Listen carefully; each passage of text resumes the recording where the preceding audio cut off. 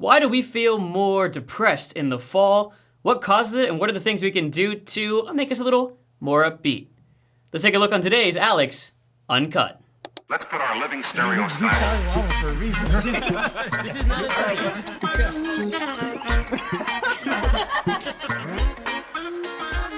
a This week's question comes to us from Korean Friend Jeen, who wrote, "Summer is over. Do you feel different in autumn? Do you kalta? Or, in other words, do you ride fall? Do your emotions change when fall comes?" That's a fantastic question because I love talking about fall. Fall to me is a wonderful season for lots of reasons. Of course, you have the leaves changing colors, beautiful, obviously. Also, the weather gets nicer. You get the cool breeze. You get the colder temperatures. You get the less sweaty armpits. It's nice. It's good. It is a good time to be outside, a good time to go for a run, to go on a picnic. In Korea especially, the weather out here is wonderful. But not everything is perfect when it comes to fall.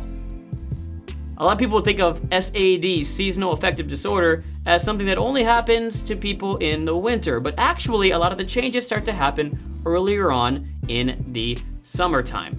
They happen at the end of summer, right as it's starting to wind down, and there's actually a couple of different scientific reasons for that.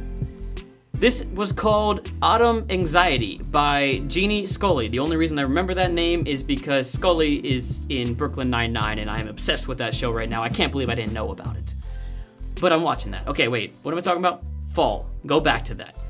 So this autumn anxiety happens for lots of reasons, but some of the reasons have a lot to do with what? They have a lot to do with the lessening of the sunlight that you receive. A lot to do with the fact that people go outside less and get a lot less exercise as well. We're a little bit more sedentary as we get closer to winter.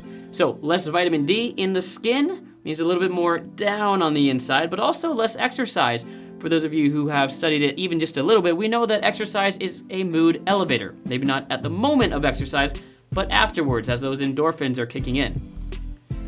There's also the end of summer issue that we deal with, which is regret. Regret happens at the end of summer when we look back and realize, I didn't get to do everything that I wanted this summer. And I know right now, think about it, you probably have a regret that you're thinking of. I didn't go to the beach enough. I didn't work on my body enough, and now I don't have a six-pack, and I never am gonna have a six-pack because it's taken forever, and I'm just gonna quit dieting, and it's done. That's all right. Next year. 2020, right? You know. We have regret over the things we didn't do over the summer. But another big thing that happens to us is we get bombarded with change. And for a lot of people, change is scary. Even for me, change itself can be scary. Doesn't mean I don't go head into it and yeah, let's have some fun doing change. But it's the new school year. Maybe it's a new season for TV shows or radio programs or whatever it may be. Change is good, but change causes anxiety. And so when we're bombarded with a lot of change in a short amount of time, many people succumb to the stresses of work or school or whatever it is that they're doing. So how do we fix ourselves? How do we make it better? How do we not fall to this seasonal depression that can come in before winter even comes? Well, there's a couple of things that I looked up on how to do, but also some of my tips that I got right here. Number one, of course, is very simple. Go outside. Go outside and have a picnic. Go on a walk. Intentionally set aside time during your day, even if you only have it at lunchtime at work. Go outside for a 5 to 15 minute walk and get out there and get that sunlight. Also, if you have a chance, make sure it's a brisk walk or a run or go play basketball outside. Throw the American football. Kick the regular soccer ball or football. You know what I mean. Soccer, football, whatever. It's the same thing. Go outside and get some exercise, and that eliminates two of the problems and reasons why we have this seasonal affective disorder starting a little bit earlier, the autumn anxiety. So we got that taken care of. So what else are the things that we can do? Well, for me personally, I know that I love doing too many things. And when fall comes, usually there's a lot of opportunities to take on new jobs, take on new tasks. And recently, I just turned down a job that I really kind of wanted to do, but it would have just thrown my schedule way out of whack. And yes, it's more money, it's a cool opportunity, but number one, it did not help my career in any way. It was just money. And number 2, actually I didn't turn it down. I just asked for way too much money. But that's okay because I'm turning this job down because I know that I want to get a lot of stuff done in the fall, but I need to not have a stressful schedule in order to do it. So take less tasks. Don't do as much work. Don't jump into 15 clubs if you're going into university right now. Don't do 14 extracurricular activities. Don't do 5 sports if you're, I don't know, tired at work and you're like, I need exercise. And you go out and play like sports 5 times a week with different clubs. It's going to be overwhelming. And so another thing you can do in the fall to stay away from that depression is to not overwhelm yourself with work. The last thing I would recommend is to actually lean into fall. Now, I guess I'll start going into the positives of fall right now, what it means to me, because this lean into fall sounds a little weird. One more reason that fall may be depressing, I got this. One of the reasons fall may be depressing is that it represents death. It's not just change of your work schedule, it's also change of the external environment that you're in. The leaves start to fall. The greenery goes away. And we all know that green is a color of nature and it allows your mind to actually calm down just by seeing the color green. It's kind of amazing, right? And all these changes represent death. You see it in music videos, the death of a relationship, the death of a person. You see it in movies around this time of year. It's scary. Well, even like Halloween, right? You see all these changes and they represent death. And so even for me, I dive into those feelings because to me, the poetry of death is beautiful. I'll go into my one example I know, and that's emo music. Emo music is super sad. It means emotional music. It's basically a bunch of people in their early 20s or late teens going like, life is horrible because a girl dumped me.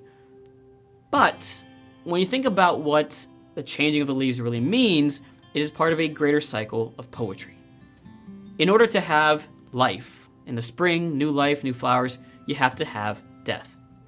At the end of a relationship, if you just think about the end, it's terrible, but if you think about the fact that you're allowed to fall in love again, and you're allowed to have a new relationship, and you're allowed to experience butterflies in your stomach for the first time again, you accept death as a sad but necessary part of your evolution in life, of your maturity, of your growth.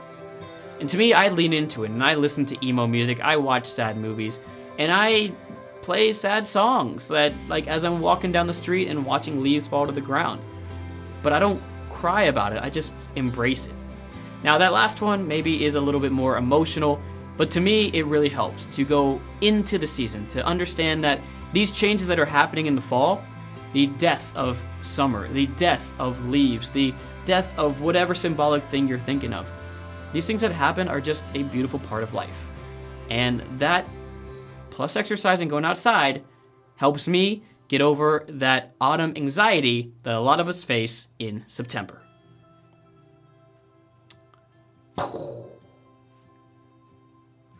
There you have it. This was a real thing. I actually had no idea it was a real thing until I did some research and found out about autumn anxiety and all that other stuff. Because I thought, it's autumn. Everyone loves fall, throwing the football and going in the leaves and all that stuff. Apparently it's real. So if you are someone who suffers from seasonal affective disorder or mood swings or anxiety or depression, it's good to know a little bit about it so that you know what you might be getting into in the fall. And maybe for people who don't have depression, you're able to just realize when your emotion changes a little bit and bring it back by going for a nice run outside. What do you do in the fall in order to be happier, less sad, excited about life? Would love to hear it. Please put that down in the comments. Always love to read the comments down there. And don't forget to ask a question for next week's Alex Uncut. This Uncut is basically run by your feedback. So if I don't get questions for next week, I just stand in front of a camera and do nothing for like the next 10 minutes. It's really awkward. As always, if you don't mind, because this channel runs on your likes, go ahead and feed that narcissism and give this video a like. And, of course, make sure to subscribe and tell your friends all about this channel and this guy who just stands in front of a screen doing nothing except give his own opinions about life. Did you like the fact that even the background is yellow, kind of fall? Okay, I'm gonna go ahead and move on. You know how it goes. This was Alex Uncut, as real as it gets. Don't forget to always be good do good, and feel good. And of course, repeat. See you next week. Goodbye. Hase. Yo. All right, almost forgot. Yeah, I've got the extra questions for this week. Let's go ahead and get to them. Champion Spanky 732. What are your favorite types of books to read, Alex?